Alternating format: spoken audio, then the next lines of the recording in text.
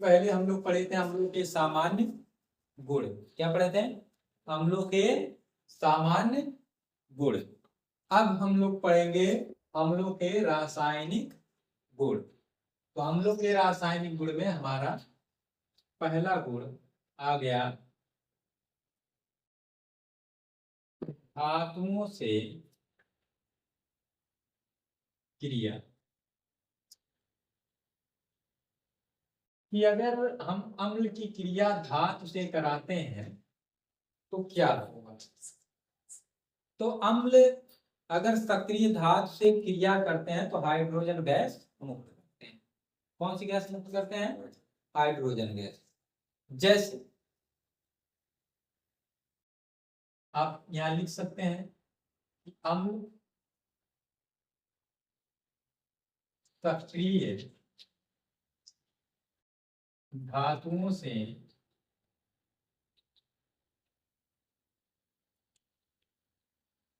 क्रिया करके hydrogen gas मुक्त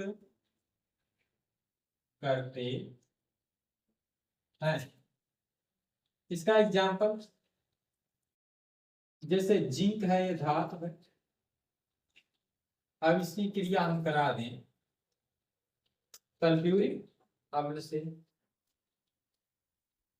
इस अम्ल का क्या नाम है? सल्फ्यूरिक सल्फ्यूरिक अम्ल। ठीक। ये बनाएगा ZnSO4 प्लस हाइड्रोजन गैस मुक्त हो जाएगी। यानी ZnSO4 को हम लोग कहते हैं जिंक सल्फेट। जिंक सल्फेट और हाइड्रोजन गैस। ये पहला एग्जांपल हो गया। चलिए दूसरा एग्जांपल ले लेते हैं। जैसे सोडियम धातु है, दूसरा अम्ल हम ले लिए HCl हाइड्रोक्लोरिक अम्ल। तो ये क्या बनाएगा? ये बनाएगा धातु लवण यानी NaCl प्लस हाइड्रोजन गैस मुक्त हो जाएगी। तो संतुलित करने के लिए हमको यहाँ करना पड़ेगा 2। तो यहाँ 2 करेंगे तो Cl भी आपका 2 परमाणु हो जाएगा। यहाँ 2 करेंगे तो इसके लिए यहाँ भी 2 करना पड़ेगा। ठीक है। तो इसी तरीके से और भी। और कौन से धातुएं हाइड्रोजन मुक्त करेंगी अम्ल से? जो धातुएं सक्रियता श्रेणी में हाइड्रोजन से ऊपर स्थित होंगी। ठीक है। अब दूसरा पॉइंट हम लोग पढ़ते हैं सोडियम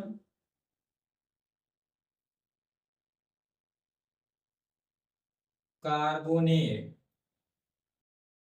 से क्रिया। सोडियम कार्बोनेट से क्रिया। ठीक है। सोडियम कार्बोनेट से क्रिया। तो अम्ल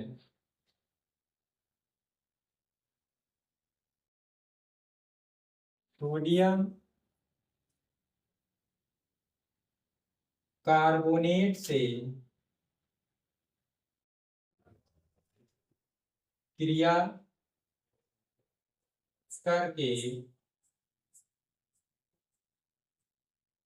सोडियम लवण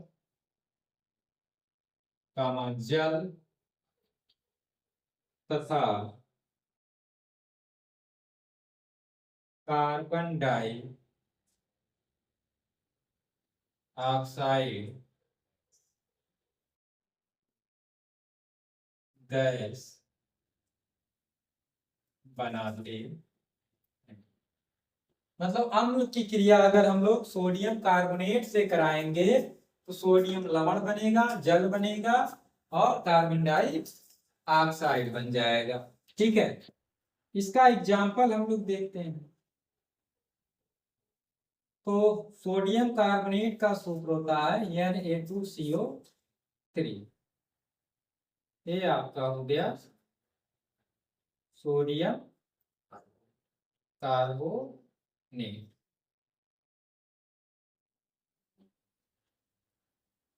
चलिए क्या नंबरिंग करें, ऐसे ही लिखिए प्लस, इसकी क्रिया हम करा दी HCl से हाइड्रोक्लोरिक अम्ल से, ये सोडियम लवण यानी NaCl बनाएगा, प्लस जल यानी H2O, प्लस कार्बन डाइऑक्साइड यानी CO। तो यहाँ देखिए सोडियम का 2 परमाणु है, तो यहाँ हमको करना पड़ेगा 2, C यहाँ है, यहाँ भी है, ऑक्सीजन यहाँ 3, तो 2 इसमें 1 इसमें 3, हाइड्रोजन इधर 2 है, तो यहाँ इसके बगल में कितना करना पड़ जाए 2। ठीक, तो ये पहला एग्जाम्पल हमारा हो गया। दूसरा एग्जाम्पल ले लेते हैं, जैसे Na2CO3। अब दूसरा अम्ल हम ले लिए H2SO4 मतलब सल्फ्यूरिक। अब तो सोडियम लवण बनाएगा, यानी यहाँ क्या हो जाएगा Na2SO4। Na2SO4 मतलब सोडियम सल्फेट, ये क्या है सोडियम सल्फेट, प्लस जल यानी H2O प्लस CO2।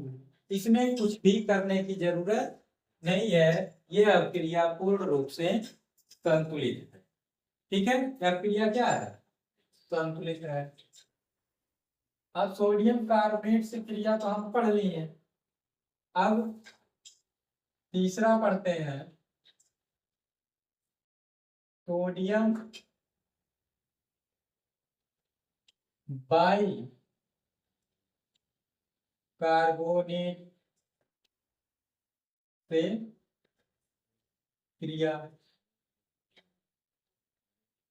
तो सोडियम बाइकार्बोनेट या सोडियम हाइड्रोजन कार्बोनेट, ठीक है, सोडियम बाइकार्बोनेट या सोडियम हाइड्रोजन कार्बोनेट से क्रिया।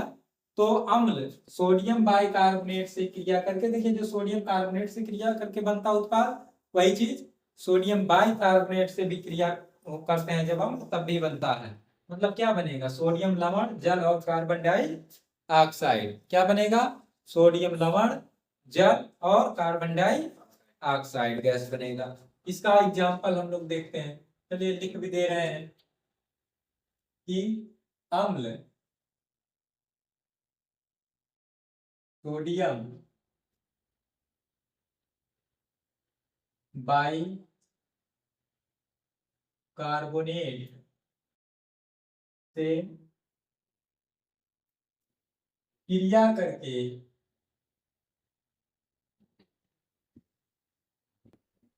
सोडियम लवण का जल तथा कार्बन डाइऑक्साइड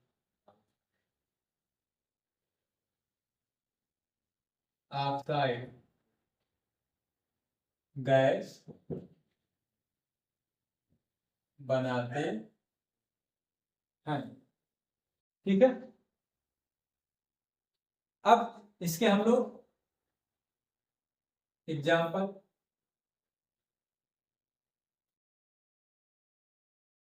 सोडियम बाइकार्बोनेट का सूत्र होता है NaHCO3।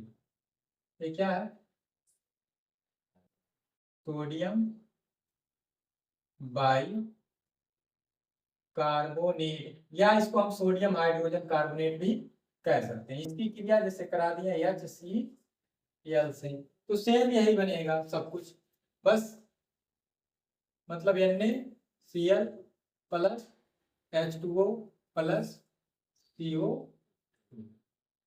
दूसरा इसका एग्जांपल हम ले लेते हैं NaHCO3 प्लस H2SO4। तो क्या बनाएगा Na2SO4 plus H2O plus CO2। संतुलित करने के लिए इसमें यहां करना पड़ेगा 2, आगे कितना करना पड़ेगा 2, क्योंकि इधर सोडियम 2 परमाणु हो गया, तो सोडियम हो गया बराबर हाइड्रोजन कितना हो गया 2 इसमें 2 यहाँ, 2 2 4, तो यहाँ हम कर दिए 2, तो हाइड्रोजन भी क्या हो गया, बराबर हो गया। कार्बन 2 परमाणु, यहाँ सिंगल है, यहाँ कितना कर दिए, 2 कर दिए, कितना कर दिए, 2। अब ऑक्सीजन 3 दूना 6 और 4 10, 4 4 2 6, 2 दूना 4, तो हो गया 10, सब हो गया बराबर। सल्फर अकेला है तो अकेले है, ठीक है। इसी तरीके से चाहे कि एक आध उदाहरण और भी लिख सकते हैं, जैसे हम लिख लिए NaHCO3, इसकी क्रिया हम करा दिए एसिटिक अम्ल से, मतलब CH3COOH से, तो क्या बनाएगा, ये बनाएगा CH3COO Na plus H2O plus CO2, इसका क्या नाम है, सोडियम एसीटेट, ठीक।